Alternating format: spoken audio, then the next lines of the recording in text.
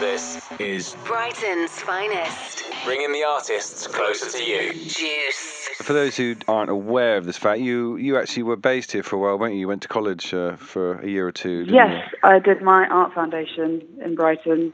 And I even spent one New Year's Eve in the Haunt, so I'm pretty excited to go back there. I haven't been in Brighton for a really long time, so yeah. And it does always feel like a bit of a homecoming. Yeah. It was the first place that I lived kind of away from home, so Yeah. I kind of grew up a little bit whilst I was there. So what were you doing at college here? I was doing art. So Yeah. I did art foundation at City College. Right. And I used to live on Tidy Street, so it was kind of a Right. 2-minute walk from the college itself. Right. Yeah, right in the middle of the North Lane. Lovely. Yes, it was really nice. Yeah. But I mean, it was a pretty hush house, but it was a really good spot. It doesn't really matter, does it, when you're only 18 or 19 or how Exactly. You don't Yeah. need a creature comfort. No. Disgusting kitchen. Yeah. Yeah, don't remind me. Brings back bad Yep. memories. So what about when you went to do a degree? Did you go and do a degree in the end? No, or I didn't. Start it? You didn't even start it. I did my foundation, and then over that summer, I kind of decided that I didn't want to do a degree in fine art, and that maybe it would be better to save money and just kind of pursue a career in music and just kind of try and meet people and play gigs and get out there as quick as possible. Yeah. So that's what I did, because my parents were kind of just like, yeah, do that. They didn't really, I don't think they really wanted me to go to university because it's so expensive, and they were like, you might as well, you know. At that point, I was like 19. It was like, you might as well go and just like have a shot. You know, if in a year's time you're stressing out and struggling, then you can always do a degree later on. So. Well, it's very sound advice, I think. Yes. Very sound advice, yeah. Why rush when you're not ready? Exactly. You can always go back another time. So at the time when you were 18, when you came to Brighton, you were making some music and you had been doing some little gigs, open mics, things like that? Yeah, definitely. I've never done open mics, but I did. My first gig was when I was like 16 and it was up in London. But then when I was actually in Brighton, I started playing like sort of like Pavilion Cafe and a few little like random spots in kind of like festivals and stuff like that, and a couple of more like pub-based nights. So yeah, I kind of started doing the whole gig thing whilst I was actually down in Brighton. And then I can't remember what happened. Then I moved away and my parents moved to Devon, and then I made this decision that I was going to be a musician. I started getting kind of more frequent gigs up in London, and there started becoming some interest around me, and a few labels kind of came and watched, and then it was just my job. Yeah. Okay. So I had a pretty smooth ride. Like, you hear people kind of having these horrible struggles and sending off tapes to people and CDs and all that kind of stuff. And Sure. I was very lucky and very fortunate that I kind of managed to come straight out of college and just play the odd gig here and there and kind of have a few things online, and that generated enough of an interest that I managed to kind of start funding myself pretty shortly afterwards. Yeah. Would you say that Johnny Flynn had some help in getting you noticed? Yeah, he's told Transgressive Records that they should come and check me out and come to one of my shows. So they came and liked me, and they signed me for my publishing when I was about 19. So that was kind of the first thing that happened, really. Yeah. Which was very nice of him. I mean, we went to the same school, but he wasn't at school with me, and I'd seen him play a couple of times and kind of said hello, but we didn't really know each other. Yeah. But I think he'd maybe seen me play. He'd come down to a show I was doing in London or something like that, and kind of thought that they'd be interested. So that was a nice, handy little contact. Excellent. Good stuff. Well, obviously you did your debut album, We Slept at Last, and then this year you released I'm Not Your Man. Yes.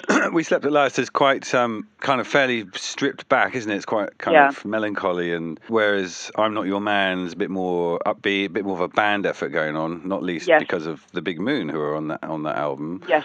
How did that transformation take place, do you think? Was there any spark, or did it just happen organically, do you think?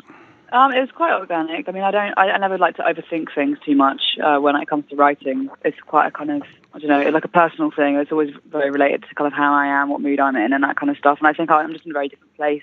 When I wrote that first record, I'd kind of just come out of my first ever like big relationship. I'd moved to London.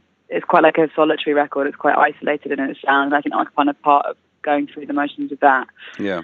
Whereas coming into this next one, I was a lot more settled and feeling excited, and also I'd kind of been playing shows on my own for a really long time, and I kind of felt like I really was in company on the road. I'd always dreamed of playing a more heavier sound, being able to play my guitar a little bit more on stage and kind of try that out. So I thought I'd kind of challenge myself and see if I could pull it off. Yeah. I think I did. Yeah. Well, I think you did as well. Yeah, Okay, and I think good. most people think you did. It's a really good Right. album. Brighton's finest. Jeff Hemmings. Jeff Hemmings. This is Juice 107.2. Brighton's finest. So how did you hook up with the Big Moon? So I went to one of their gigs. They were like up for like a Dice Award, and it's coming up to 2 years ago. And went to one of their shows, and then we all just really hit it off. I kind of watched them from the crowd, and we were like, they look great. And then I want to be their friend, and then afterwards came and said hello, and then we went to the pub together and had a pretty wild, fun night and swapped numbers and kind of just kept in contact ever since. And then so when it came to kind of sitting down with the management and label and stuff, discussing how I was going to pull off this band sound when I didn't have a band, but I'd written all these songs and arranged all these parts for a band, it was kind of the obvious choice, really. It's like, well, you've got these mates that are really good friends of yours. They're all in a band that all has an energy that works really well together. You're all friends. You could probably slot in there and create something amazing together. So I kind of asked them if they wanted to do it, and they said yes. Thank God. I was so terrified. Well, they It's could have such an been awkward busy, thing, you couldn't know. they? They could have been busy. They could have been busy, or they could have just not wanted to do it and then felt like obliged to say yes, which was really fucking sucks. Like, I didn't want that to happen. No. So, yeah. Well, done for sticking your neck out. If you don't ask, you don't get. Exactly. Just to clarify, is it the whole band on some of the tracks, or how does it work? So there's the whole band on 8 of the tracks. Yeah.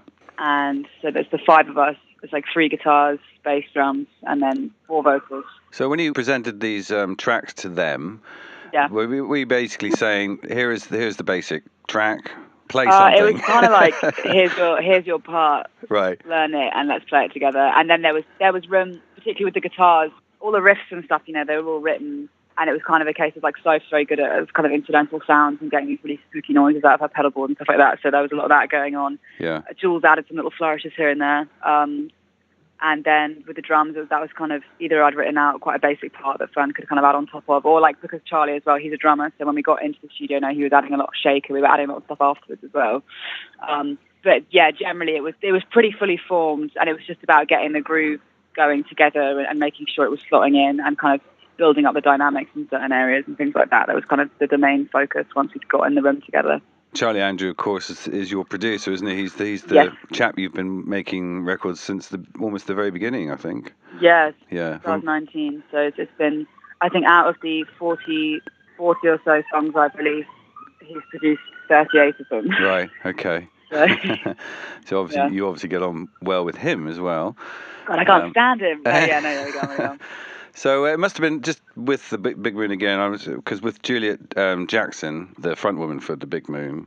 Yeah. Now, what was it like? Because she's a songwriter, isn't she? Yes. And she's a brilliant songwriter, as we all know. Yeah. But wasn't she like wanting to kind of intervene, or was she really good at being like, I'm going to be a musician in a band now, and I'm going to be told what to do? She was very good at that. She's had experience in the past as well as playing guitar for like other bands. Yeah. And I was really worried. I didn't want to go in and feel like I was stepping on their toes and stuff, but also I had to be very aware of the fact that I was creating something that was mine, that they were a part of. So obviously that's a really fine balance, but like luckily it seems to be a kind of distinct lack of egos amongst us all, and because we're all friends, it felt very easy, like easier than I anticipated. And I think Jules kept saying she was really enjoying not having to have that pressure of being the songwriter and make decisions, and just be able to take a back seat and play the guitar and kind of on stuff. Like, it felt to me like she viewed it as a completely separate thing, which was great, and then it meant that she could kind of enjoy that in a different way. Sure, which is how she was meant to approach it. Which is exactly. Is good. And just having females all around you performing with you, is there a different dynamic? Do you think? Is it different? Yeah, I mean, I played with guys, just like purely bands of guys before.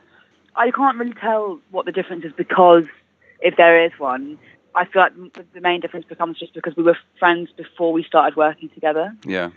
And that's, I think, sometimes quite rare in the music industry. Like, not like often you have to like look for stuff, you're kind of lumped together, and then you work and get through that and become friends. But because we were friends before, like, I think that's what made it so enjoyable. So yeah, I think it was just a bunch of mates, really. Yeah. I couldn't really specify any kind of gender differences. I mean, the band that I have now to play my shows, my guitarist is a guy, and then I've got a female drummer and bassist, and I love having a balance. Yeah. I think that's always been my favourite way of touring, is a kind of half and half split. I think everyone becomes their best when you've got a bit of both sides going on. This is Juice. Brighton's finest. Bringing the artists closer to you.